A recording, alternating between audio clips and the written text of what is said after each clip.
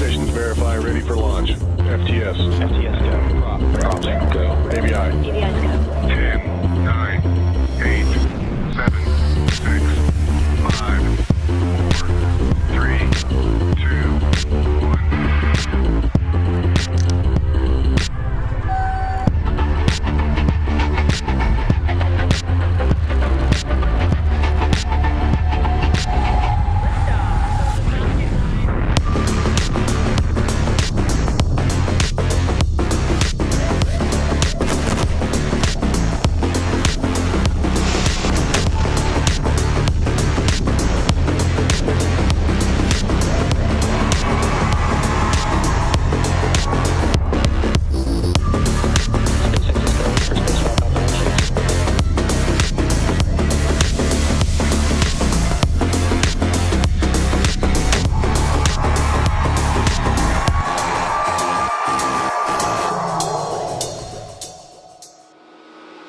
Hello and welcome to the NROL-77 launch webcast.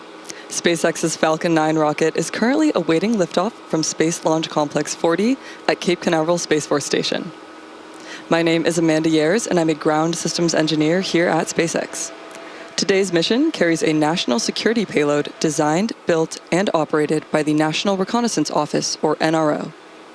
NROL-77 will be SpaceX's 11th national security space launch this year. The range is currently green, and we are on track for an on-time liftoff at 2:16 p.m. Eastern Time. If for any reason we are unable to launch today, a backup opportunity is available tomorrow at 2:02 p.m. Eastern Time. But for now, the weather is looking good with just a 2% possibility of launch weather constraints. We will not be showing any Stage 2 or deployment views today at the request of our customer. This is LD on countdown 1, performing hold authority comm checks. NOPS OD. With that, let's meet our Falcon 9 rocket on the pad. STC. Loud and clear. TC. Loud and clear. PD. Loud and clear. Comm checks complete. At 229 feet tall, our two-stage workhorse produces more than 1.7 million pounds of thrust. And rockets like Falcon 9 don't use all that power to go straight up. Early in flight, Falcon 9 performs a gravity turn, which is a smooth pitch maneuver that tilts the rocket sideways to build up horizontal velocity. You may hear this called out about 10 seconds into launch as the vehicle pitching downrange. Once the first stage completes its portion of the mission, it shuts down and separates. A staged rocket like Falcon 9 sheds the booster so Stage 2 and the payload can continue to climb faster and more efficiently. After stage separation, today's booster will land back at Cape Canaveral Space Force Station's Landing Zone 2. This particular booster will be returning to Earth for its fourth time. Engine chill has started. It previously supported KF-1, IMAP, and one Starlink mission. The second stage will take over from there, powered by a single Merlin vacuum engine, also known as the MVAC for short. With its extended nozzle and optimized design, the MVAC drives maximum performance in the vacuum of space. Topping it all off is the payload fairing, a 17-foot wide carbon composite shell that protects the payload during the uphill trip through the atmosphere.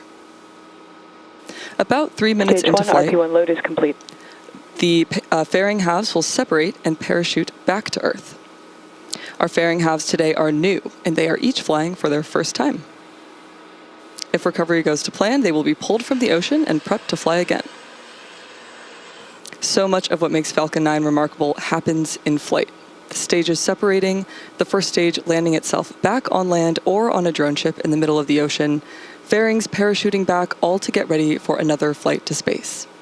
And getting to space is the first step in building our multi-planetary future. Now back to today's mission. Weather continues to look favorable for launch with just a 2% possibility of launch weather constraints. Coming up next in the countdown, the Transporter Erector, or TE, will begin to retract away from Falcon 9. That's the large truss structure that you see standing next to the rocket. It's hinged at the base and connected to a launch mount beneath the first stage.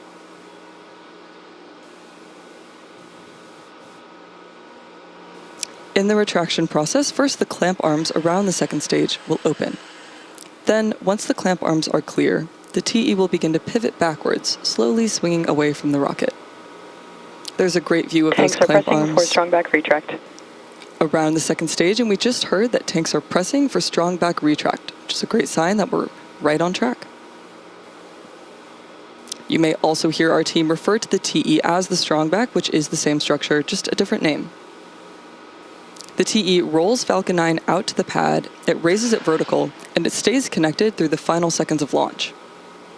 It provides fuel, power, telemetry, and command connections between the ground systems and the rocket. Strongback retract has started.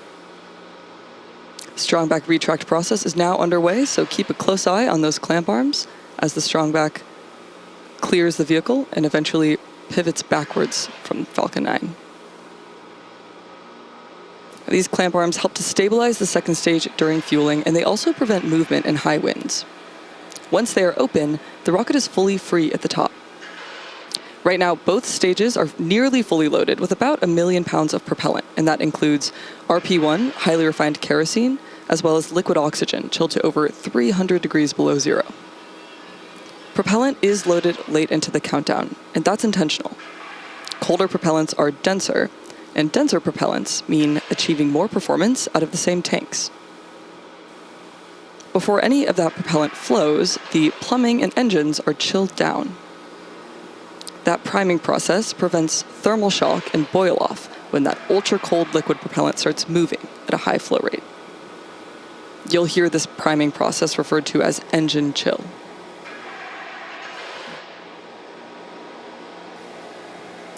And there you can see the Strongback is beginning to retract away from Falcon 9 with the clamp arms fully open and clear of the second stage.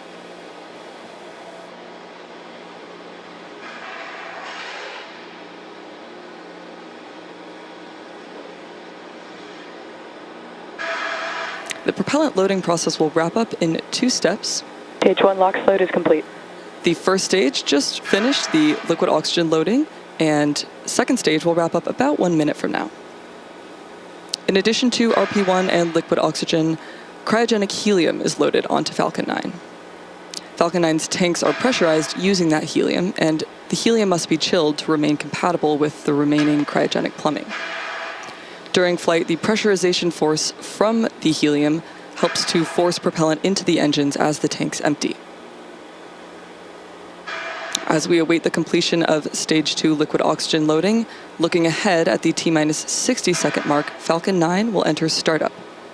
At that point, the rocket's onboard flight computers will take over, and from there on out, the countdown is fully autonomous.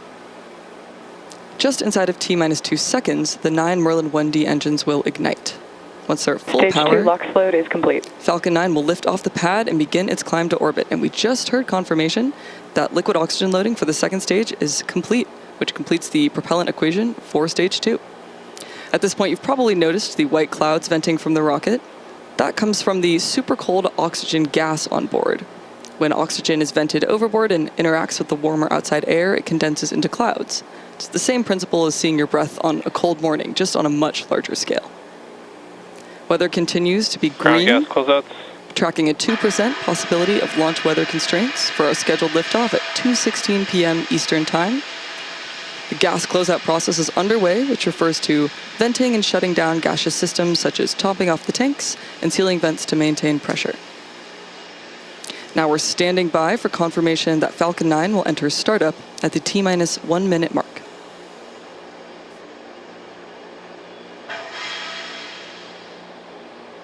Falcon 9 is in startup. At this point, the autonomous flight computers have taken over the launch countdown, and stages 1 and 2 are pressing for launch. Let's listen in to the launch director's final go.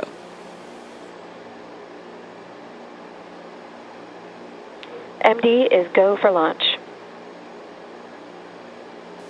As you heard, we are go for launch. Let's listen in to the final seconds of the countdown. T-minus 30 seconds.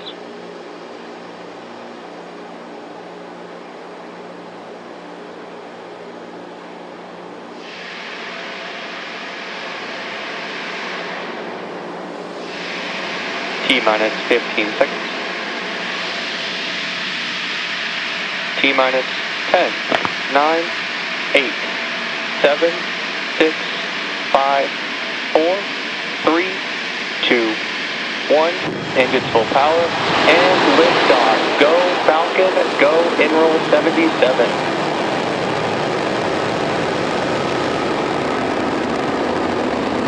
Vehicle is pitching downrange.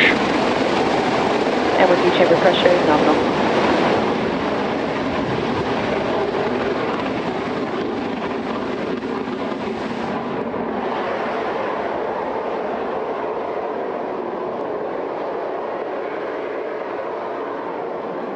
At T plus 30 seconds and counting, Falcon 9 has successfully lifted off from Space Launch Complex 40 at Cape Canaveral Space Force Station.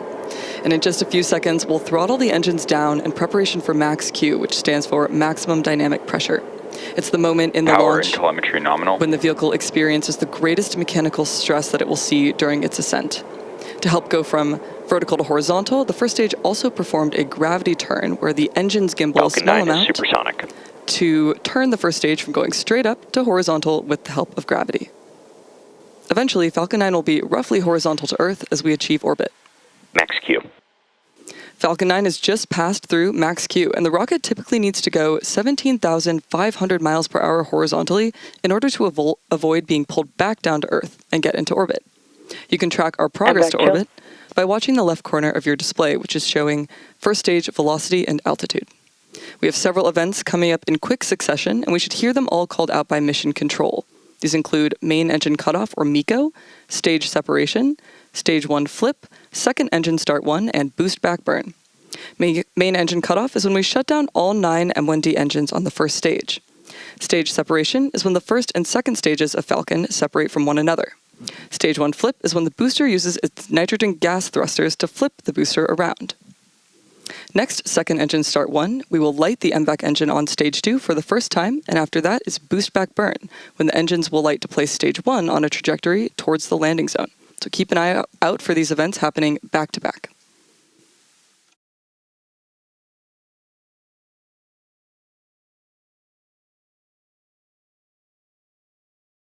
Stage separation confirmed.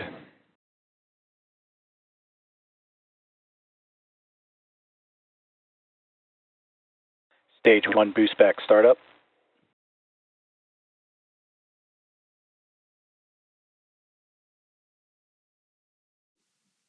And there we had conclusion of that quick series of events, which again were main engine MVAC cutoff, startup. second stage separation, stage 1 flip, second engine start 1, the MVAC engine, and the start of the boost back burn. Coming up next will be fairing separation in just a few seconds. The fairing will jettison away from the second stage as it is no longer required to protect the payload once we're in space.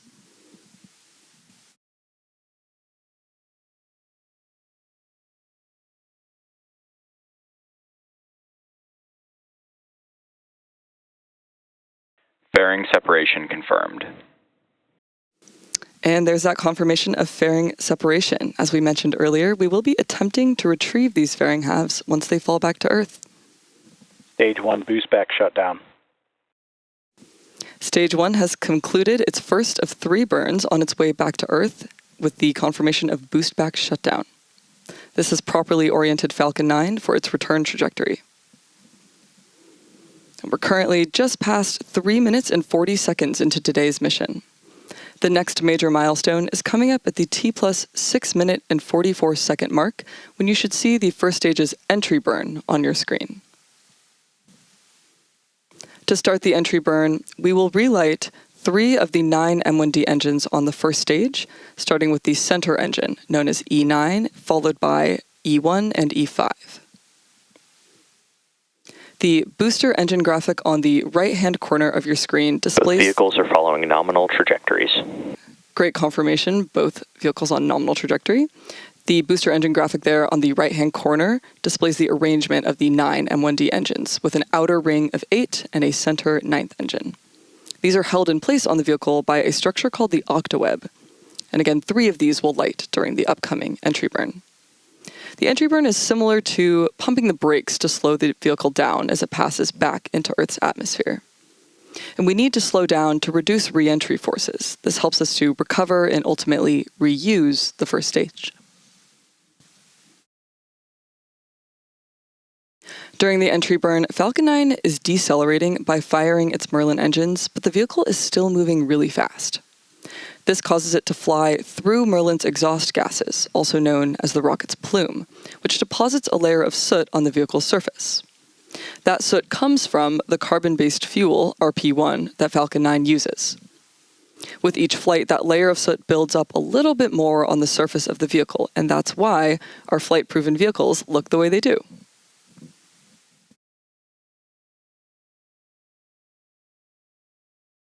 Now we are still just over a minute away from the beginning of the entry burn. You can see on the left-hand corner of the screen the first stage is decelerating as it makes its way back to Earth. The first stage is not only going to use the Merlin engines for re-entry and landing, it will also use the titanium grid fins and nitrogen gas thrusters for stability and control. Falcon 9 is attempting a re-landing today back on land at Cape Canaveral Space Force Station's Landing Zone 2. As a reminder, at the request of our customer, we will not be displaying any views of Stage 2 for today. Falcon 9's reusability is key to lowering the cost of spaceflight, enabling more investments in critical space infrastructure. It allows SpaceX to refly the most expensive parts of the launch vehicle, which in turn drives down the cost of going to space, making missions like today's possible for more organizations and more often. The Falcon 9 first stage supporting today's mission will be performing this upcoming entry burn for its 4th time. Now we're about 10 seconds away from the beginning of entry burn, and again we'll be relighting 3 of the 9 M1D engines. Stage 1, entry burn startup. There's that call out for the startup of the entry burn on Falcon 9's first stage. This is set to last about 15 seconds. And again, we're slowing the vehicle down in preparation for its final burn and landing.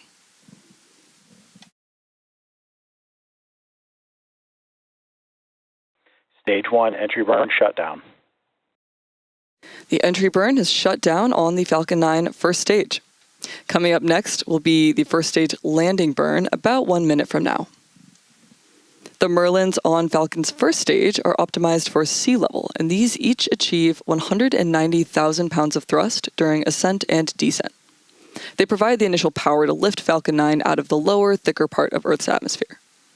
In comparison, the single MVAC engine on the second stage has a much wider nozzle, and it's optimized Stage 2 is in terminal guidance. in space, producing about 220,500 pounds of thrust Stage 1 FTS has safed.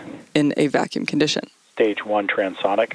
In about 10 seconds, we'll have the start of the landing burn for the first stage. This is the final burn of the Falcon 9 booster, used to reduce the remaining speed of the vehicle for a gentle and precise landing. We should be hearing that call out shortly. Stage 2 FTS has safed. Stage 1, landing burn.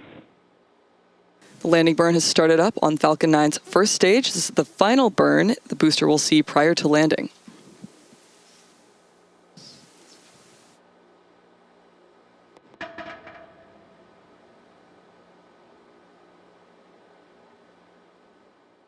Stage 1, landing leg deploy.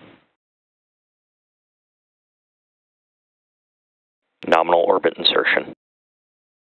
Stage 1 landing confirmed. And there we have another successful landing of our Falcon 9 rocket. This was the 4th launch and landing for this first stage. As a reminder, we will not be showing any Stage 2 or deployment views at the request of our customer. So with that landing of the Falcon 9 booster, we'll be bringing our webcast to a close. We'd like to thank the Space Systems Command and National Reconnaissance Office for entrusting us with today's mission, and we would also like to thank the Range and FAA for their support. If you're interested in more launch coverage, head over to spacex.com/launches for the most up-to-date information. When you're there, check out our departure board with all the details of our upcoming missions. Remember to follow @SpaceX on X for more updates. Thank you for tuning in, and we'll see you next time.